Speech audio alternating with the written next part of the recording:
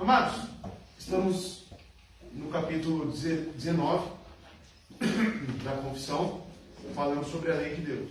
A prova, essa será a 22ª, tá? Por quê? Porque nós acrescentamos na igreja os primeiros estudos sobre a história da nossa confissão, né? Então tivemos alguns assuntos iniciais lá. Teve introdução e 2 módulos de história, tá? Onde vocês viram sobre os puritanos, viram sobre o rei Henrique VIII e assim em diante, né? Estão lembrados desses módulos, né?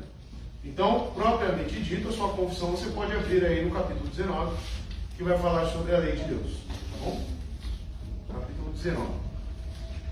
Nós já iniciamos aqui, o primeiro parágrafo já foi abordado. E eu trouxe alguns princípios da lei para os irmãos, né? A lei ela é dividida, eu trouxe 3 divisões da lei. Os irmãos lembram? Natural, moral, positivo. O que é cada um? Explique cada uma delas. A lei da natureza e o que está impresso no nosso coração. Certo. Então, é os mandamentos. E a positiva é aquela que ela pode ser progressa ou pode ser mudada. Moral, os mandamentos?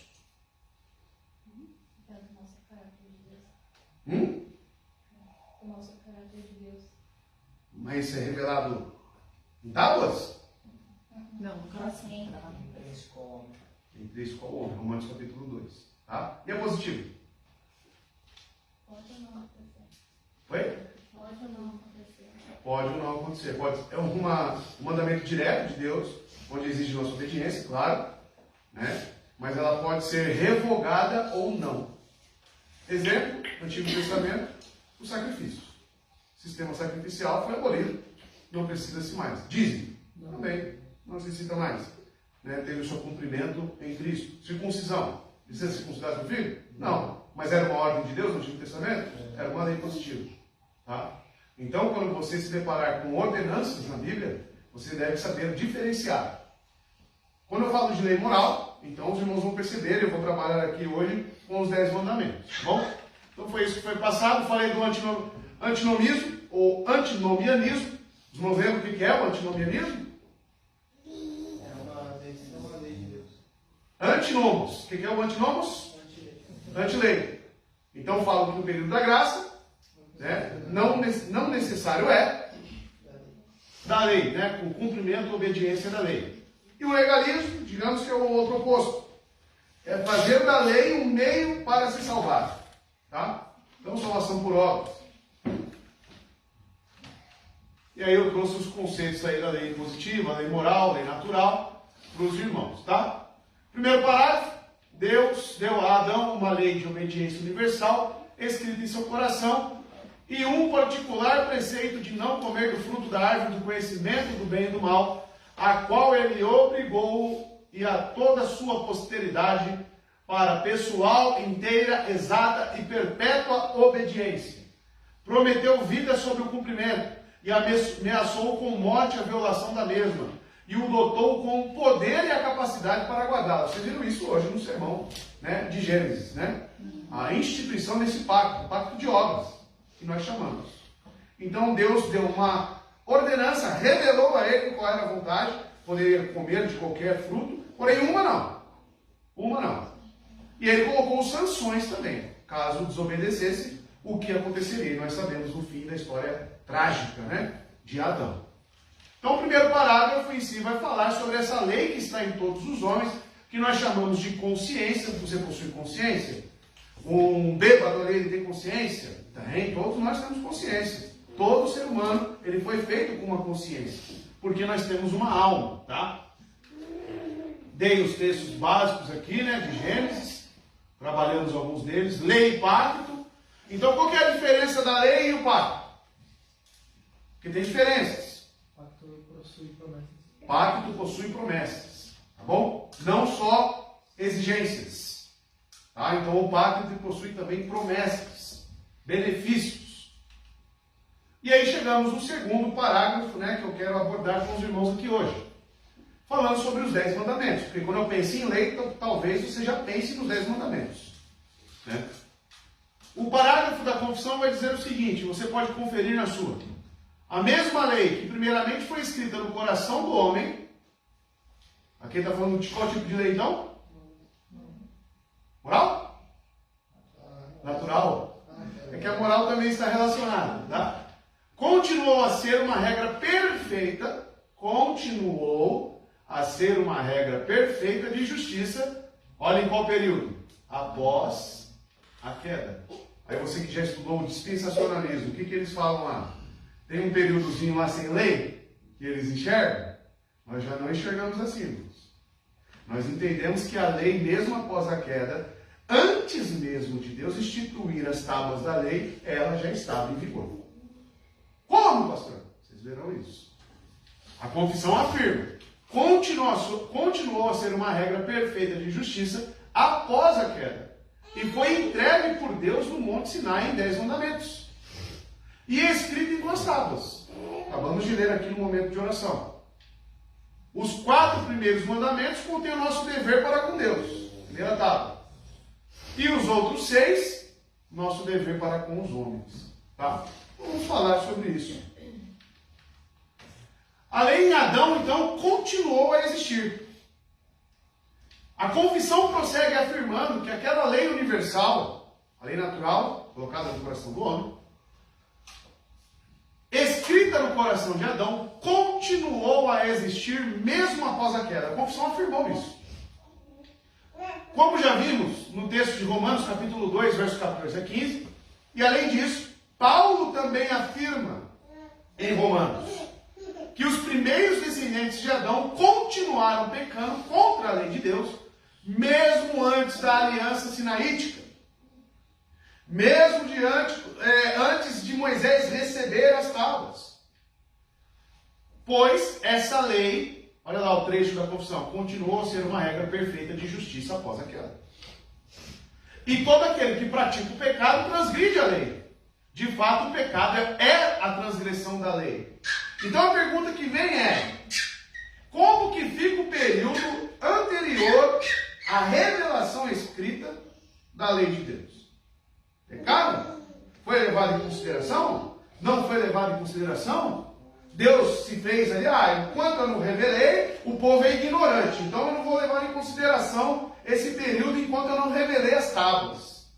E muitos falam que era um período de ignorância, de inocência, correto? Que não tinha transgressão naquele período, só uma mentira. A nossa confissão não afirma isso. Tá? Olha só, Paulo arrasou aqui o pecado, eu já vou trazer o texto de Paulo, tá? A gente está falando Paulo, mas eu vou colocar no próximo slide. Paulo arrasou aqui o pecado, estava no mundo antes da lei do Sinai ser dada. E isso se mostra à luz do fato de que a morte, o povo morria antes da lei do Sinai? Por quê? Pecado, mas só existe pecado onde existe o quê? Lei. Opa, então se eles morriam, não tinha uma pena. E onde estava essa lei então? No coração, impressa, uma lei universal ao ser humano. Então veja, à luz do fato que a morte, o castigo do pecado, o salário do pecado é a morte, né? Governou de modo supremo durante o período de Adão a Moisés e reina até hoje. Se a criança do seu colo aí morre, morre. Por quê? Pecado, tá? Além do mais, o dilúvio, o qual destruiu quase toda a população do mundo, demonstra que a morte reinou. Mesmo sobre aqueles que não pecaram por transgredir um mandamento expresso, como Adão. Porque Adão, ele teve um mandamento expresso, Deus falou diretamente para ele? Falou, tá? Então teve sim. Concluímos o quê? Que através da morte desses, subentende-se que existia a lei moral. Então existia pecado. Tá? Texto, Romanos capítulo 5, versos 12 a 14. Certeza que você já leu isso e ficou assim meio achando estranho. Portanto, da mesma forma, diz Paulo aqui, portanto, da mesma forma como o pecado entrou no mundo por um homem, e pelo pecado a morte, assim também a morte veio a todos os homens, porque todos pecaram. O que é isso aqui? Representatividade em Adão. Tá? Pois antes de ser dada a lei, aqui está se referindo a quem? A lei sinaítica, as tábuas. Pois antes de ser dada a lei, o pecado já estava no mundo.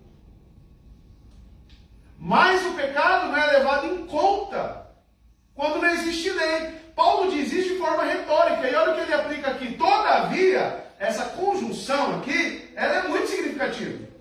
Todavia, a morte reinou desde o tempo de Adão até Moisés. Então o que aconteceu? Mesmo sobre aqueles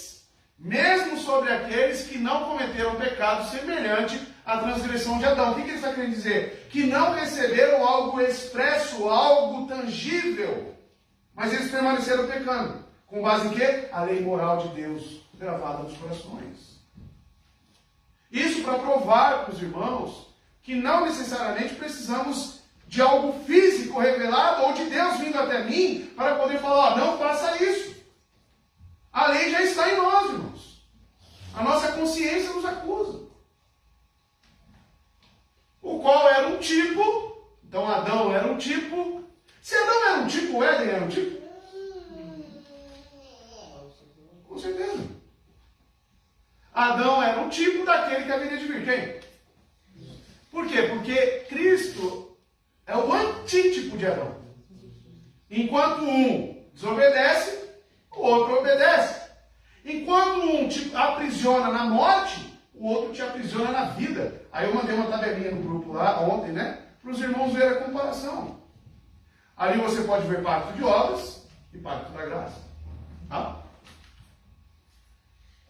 Essa lei, qual lei? A natural, gravada em nós, ela foi reafirmada no Sinai. Então não foi algo novo. Deus reafirmou aquilo que já existia. Aquilo que ele imprimiu em nós. A principal afirmação dos parágrafos 1 e 2 da nossa confissão, no capítulo 19, é que a mesma lei escrita no coração de Adão foi reiterada nos 10 mandamentos. O texto clássico que deve ser examinado aqui é o texto que eu já passei para os irmãos semana passada. Romanos 2, 12 e 15. 12 e 15, né? Aqui está 15 e 15. O que diz esse texto, irmãos? Quem lembra? Vamos lá. Quem já decorou? Os gentios que não tinham a lei, eles eram lei para si mesmos. Porque sua consciência ora os acusava e ora os defendia. Exatamente. Outras provas disso podem ser obtidas a partir das passagens que apoiam a declaração da confissão de que a mesma lei que primeiramente foi escrita no coração do homem continuou a ser uma regra perfeita de justiça após a queda. As seguintes passagens são importantes para estudarmos a autoridade da lei entre a queda e o pacto mosaico. Iniciando com o quarto mandamento, pois resume os deveres espirituais dos 3 primeiros. Por que iniciam pelo quarto? Porque o quarto é justamente o dia destinado aonde nós se encontramos com o único só Deus. E aonde o adoramos em espírito e em verdade. Então o quarto, digamos que ele resume os 2 primeiros. Tá? Mas nós podemos ver o quarto, o quinto, o sexto, o sétimo, o oitavo, o nono e o 10º mandamento. No período registrado na Bíblia antes das leis dadas a Moisés, nós podemos ver sinais de que esse caráter moral já estava no ser humano? Sim, podemos. E é isso que eu vou mostrar aqui. Eu já coloquei para os irmãos mais de uma prova, tá? Depois o irmão no estudo particular você pode consultar cada texto desse. Quarto mandamento, Gênesis 2:3, Êxodo 16, Gênesis 7:4, 8:10 e 12. Para o quinto mandamento, Gênesis 37:10 e assim por diante, tá? Mas eu trouxe algum para os irmãos, então um pouquinho menor, mas eu vou me esforçar aqui para ler para os irmãos. Quarto mandamento, nós temos na própria criação, né, o 7º dia. Abençoou Deus o 7º dia e o santificou, né? Então aqui nós já temos o caráter do quarto mandamento na própria criação. Quinto mandamento, que é honrar pai e mãe. Quando contou ao pai e aos irmãos, o pai o repreendeu e lhe disse: que sonho foi esse que você teve? Então isso no caso José falando do seu sonho para o seu pai. Olha a reação do pai. Será que eu e sua mãe e seus irmãos viremos a nos curvar até o chão diante de você. Então tinha um caráter de honra que era designado ao pai. Isso estava revelado de que forma? Aos pais de José. Intrinsecamente, no coração. Sexto mandamento, não matarás. Aí todo mundo já conhece, né? Caim e Abel. Deus falou, agora amaldiçoado é você pela terra que abriu a boca para receber da sua mão o sangue do seu irmão. Então já estava proibido? Antes mesmo da lei? Sim. Sétimo mandamento, adultério. A Abraão e Sarai. Mas o Senhor puniu o faraó e sua corte com graves doenças. O Senhor puniu por causa de Sarai, mulher de Abrão. Aqui no caso ele é Abrão ainda, né? Por isso o faraó mandou chamar Abrão e disse, o que você fez comigo? Por que não me falou que ela era sua mulher?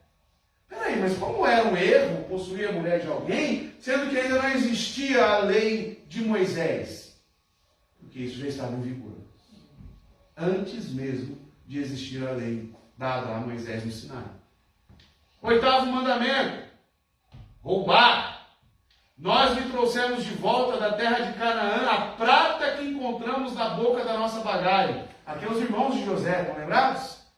Como roubaríamos prata ou ouro da casa do seu senhor? Como é que eles sabiam que era errado roubar? Sendo que não tinha lei. Está entendendo? Nono mandamento. Dando falso testemunho. E se meu pai me apalpar, vai parecer que estou tentando enganá-lo, que é Jacó. Enganando quem? Isaac. Né? Porque ele não era peludo, né? Vocês lembraram lá do relato? Ele não era peludo, né? Mas ele sabia que aquilo ali era um engano. Como que ele sabia? Né? Vai parecer que estou tentando, olha aqui, ó, enganá-lo, fazendo-o de tolo. E em vez de bênção, trarei sobre mim maldição. Aí vai lá, pega lá, não, um cobertor peludo, né? Coloca sobre si para enganar o pai. Mas olha como ele já tinha o conceito do nono mandamento, perdão, intrinsecamente nele. E o 10º, Ló.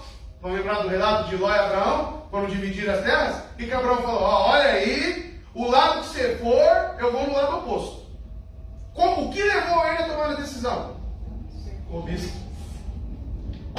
Olhou então Ló e viu todo o vale do Jordão, todo ele bem irrigado, até Zoar, era como o jardim do Senhor. O que é esse jardim aqui que pregamos hoje, né?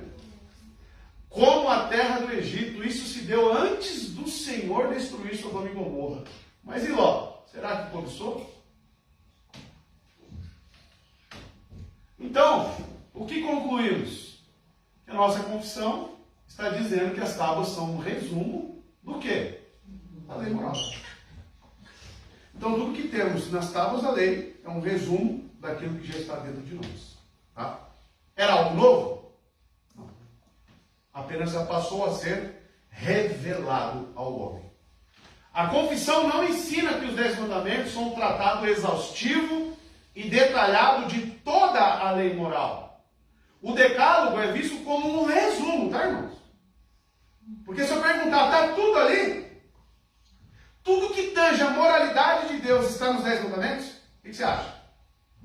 Não. Não está. Aquilo é um resumo. Tá bom? Eu vou provar para os irmãos.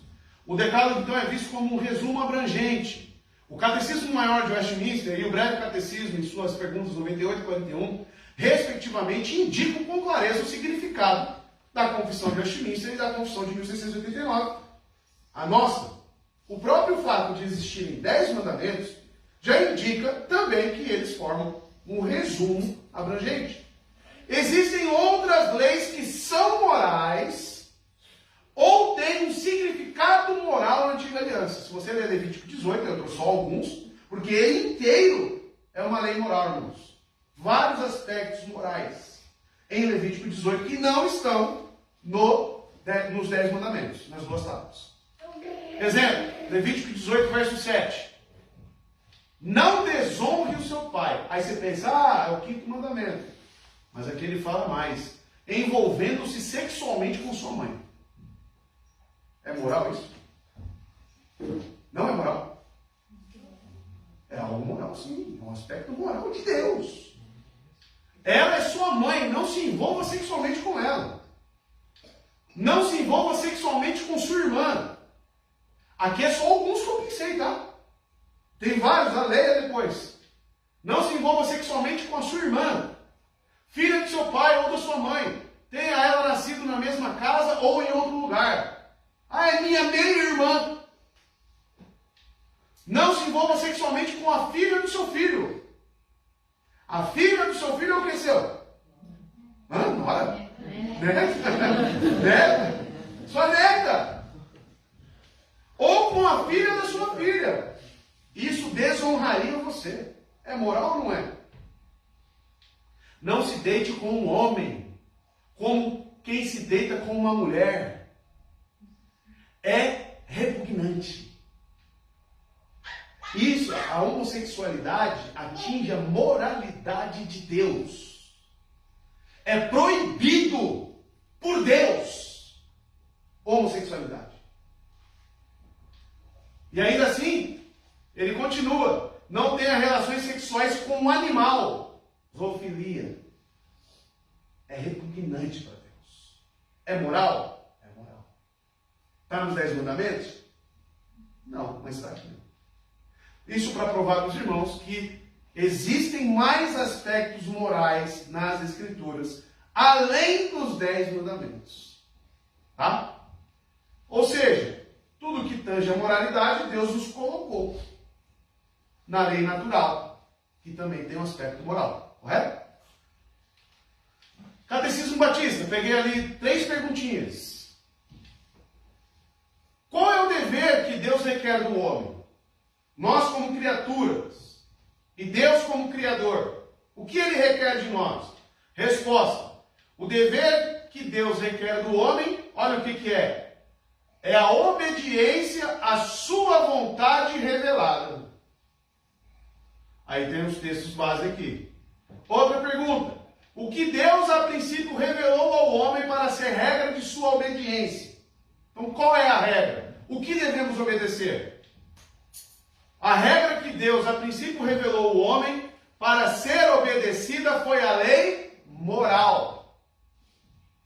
Então, ele além de gravar, olha, será que Deus quer a obediência nossa? Além de gravar em nós, nos dar moralidade, ele ainda revela. Ou seja, tem um aspecto duplo, uma vontade dupla de Deus em obediência. E qual que é a nossa maior luta? Justamente obedecer. Justamente obedecer. É o que eu falei pela manhã. Deus criou o homem para Ele. Para servi-lo. Para glorificá-lo. Como? Obedecendo às suas vontades. Ou seja, ao seu caráter moral. Pergunta 47. Onde a lei moral é resumida e compreendida? Resumidamente compreendida. A lei moral é resumidamente compreendida nos 10 mandamentos. Isso aqui é o catecismo que nós temos, não o ortodoxo, tá? Mas o outro catecismo feito por Benjamin Kitt, tá? Que é as 3 unidades de fé batista nossa, tá? São 3 documentos, estão lembrados? Confissão, catecismo ortodoxo e o catecismo batista de Benjamin Kitt. Já mandei no grupo também. Quem não tiver pode me procurar que eu mando, tá? E existem algumas distinções quando o assunto é lei, tá? Que vamos entrar no próximo capítulo. Não hoje, mas no 3º parágrafo, capítulo não, parágrafo, tá? Da nossa confissão. Posteriormente, a confissão afirma que essa mesma lei foi entregue por Deus no Monte Sinai em 10 mandamentos. E escrita em 2 tábuas, como já vimos. Portanto, entendemos que o decálogo consiste na codificação da lei moral de Deus em tábuas de pedra. Ele é o resumo da lei universal, expresso claramente em 10 mandamentos, registrado pelo próprio Deus. Êxodo 34:1. Essa é a definição de lei moral, específica e predominante, o decálogo.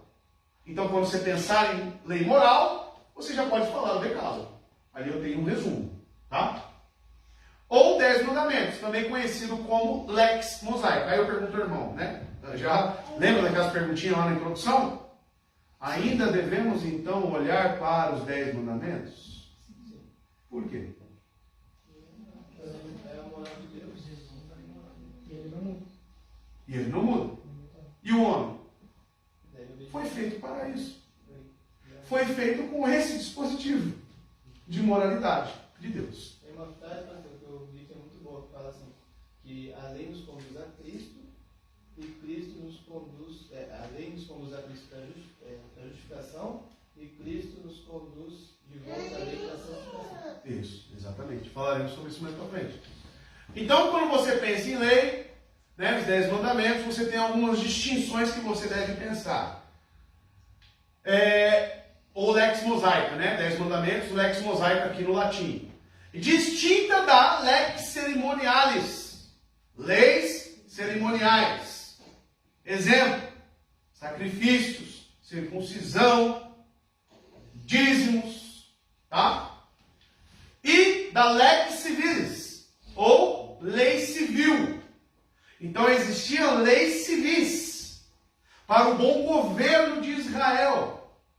Leis que geralmente eram colocadas nas cidades para a governança. Leis civis. Então, quando você lê o Antigo Testamento, e você vai ver muita lei no Antigo Testamento, o que você tem que fazer? O seu trabalho é isso aqui, é moral.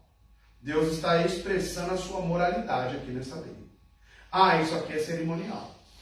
Ah, isso aqui era uma ordenância direta de Deus para o bom governo de Israel. Tá? Então essas distinções serão abordadas no terceiro parágrafo. Tá? A lei cerimonial e a lei civil, porque a moral já está sendo aqui. A respeito disso, João Calvino afirma: ora, tudo quanto se deve aprender das duas tábuas, de certo modo, nolas dita, e ensina aquela lei interior, que anteriormente se disse estar inscrita e como que gravada no coração de todos. Então, isso é um conceito nos reformadores comum. Tá? Ser reformado é olhar para a lei dessa forma que eu estou passando para os irmãos. Tá bom? Os 10 mandamentos, nosso dever para com Deus e para com os homens. Então, como foi dito, as duas tábuas têm ali os nossos deveres, né? Para com Deus e para com os homens.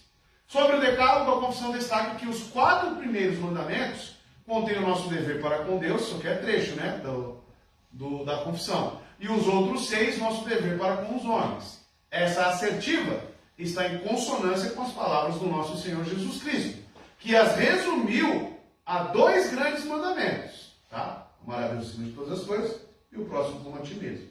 Ele aboliu com essa fala a lei? Não, ele só reafirmou. Qual que é a base para cumprir aquilo? Amar. Cox, Niemeyer Cox, concluiu que isso, como lei e regra de justiça, é imutável e invariável em sua natureza. Bem como o é a natureza e a vontade do próprio Deus, cuja santidade nela está estampada e por ela é representada. Então, quando eu penso nas duas tábuas, quando eu penso na moralidade de Deus, isso muda? Nunca mudará. Lei moral nunca mudará. Diferente da lei positiva. Porque quando eu falo da lei moral, eu estou falando do próprio Deus. Do caráter dele. Isso muda? Não. Tiago diz que nele não tem sombras de variação. É imutável, um dos seus atributos. Imutabilidade.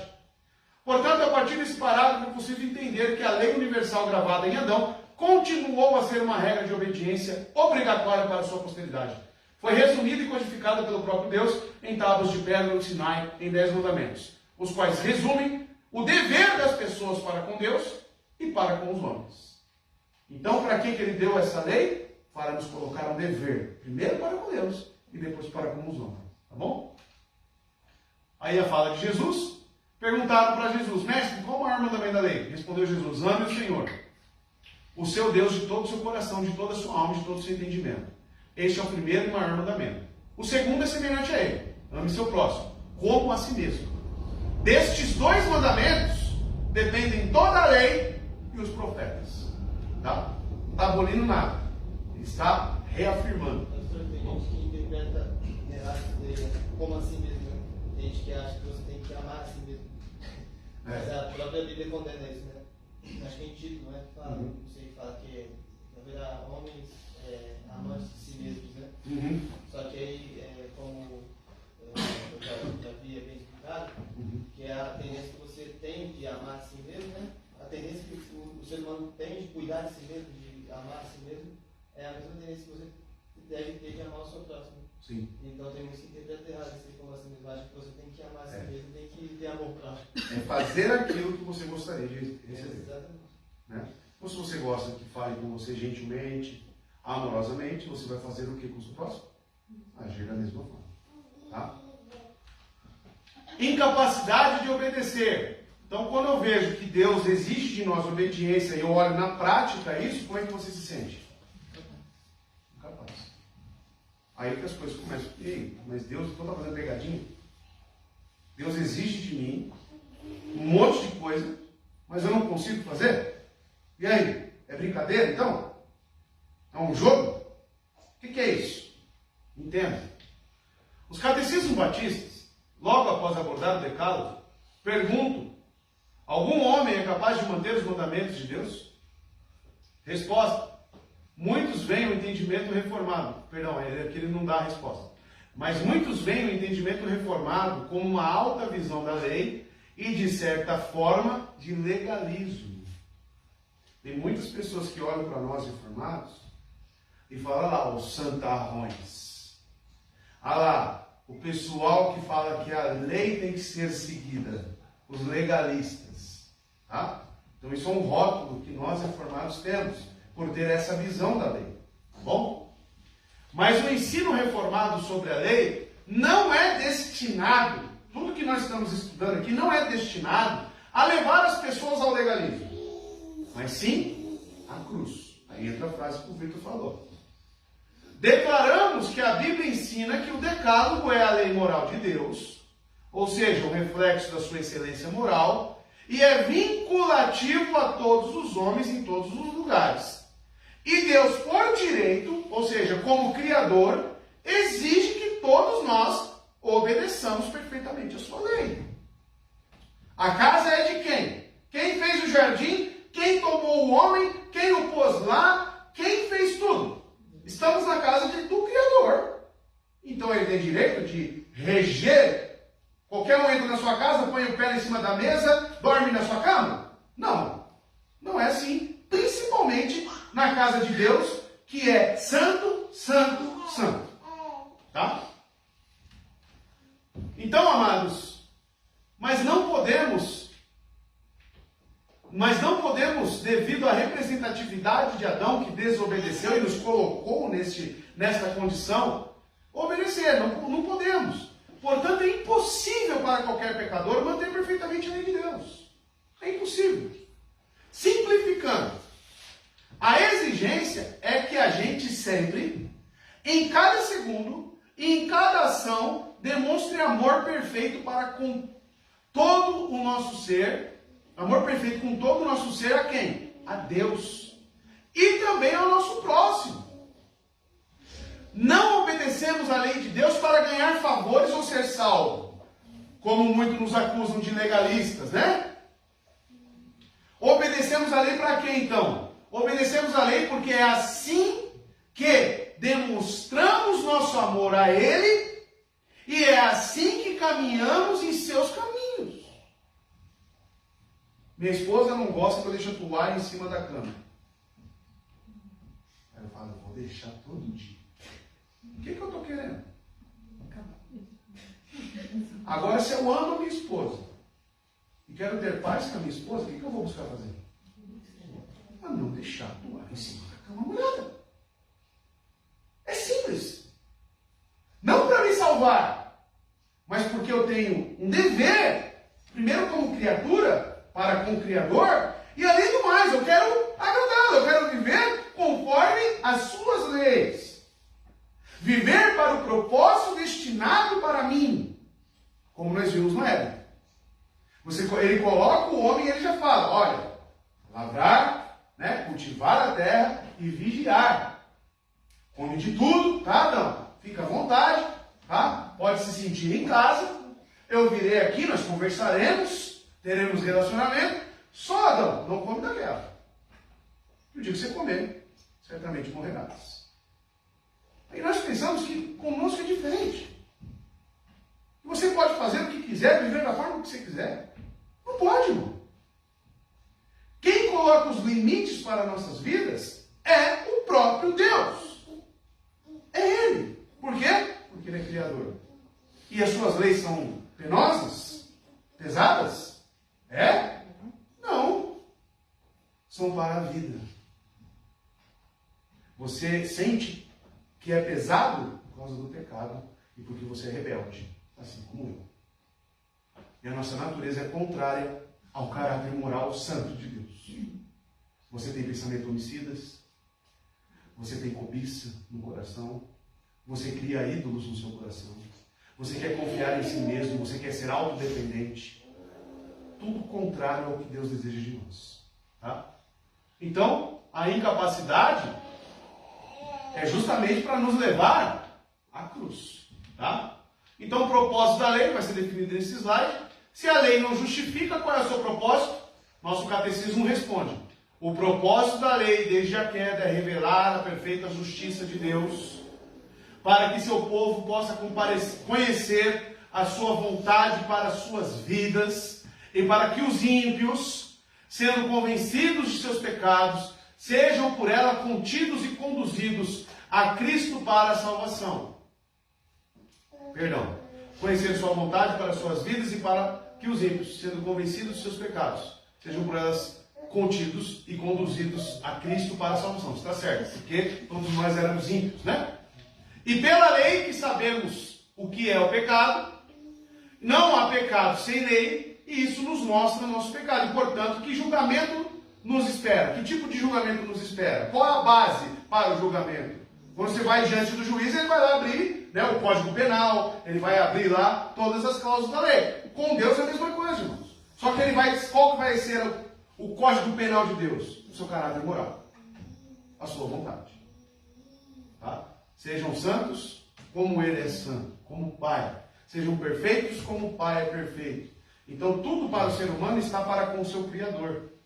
Sem a lei, não há uma verdadeira compreensão da salvação. Paulo vai dizer em Gálatas que a lei de Deus ela é nosso aio, o nosso tutor. Estão lembrados dessa exposição?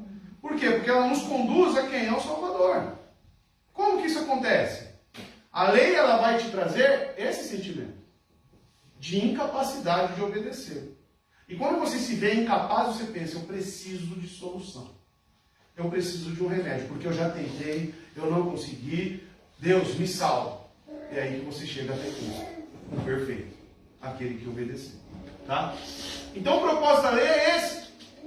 O que Jesus faz é levar a maldição da lei sobre si mesmo, mesmo sem pecado, mas ele leva sobre si a maldição, a pena da lei sobre si, em nosso nome, e obedecer a lei perfeitamente também em nosso nome, em nosso lugar. Então ele leva tanto a penalidade da lei, quanto ele também oferece a nós a obediência em nosso lugar. Então aquilo que nós receberíamos por natureza, porque somos destituídos da glória de Deus, ele recebeu por nós.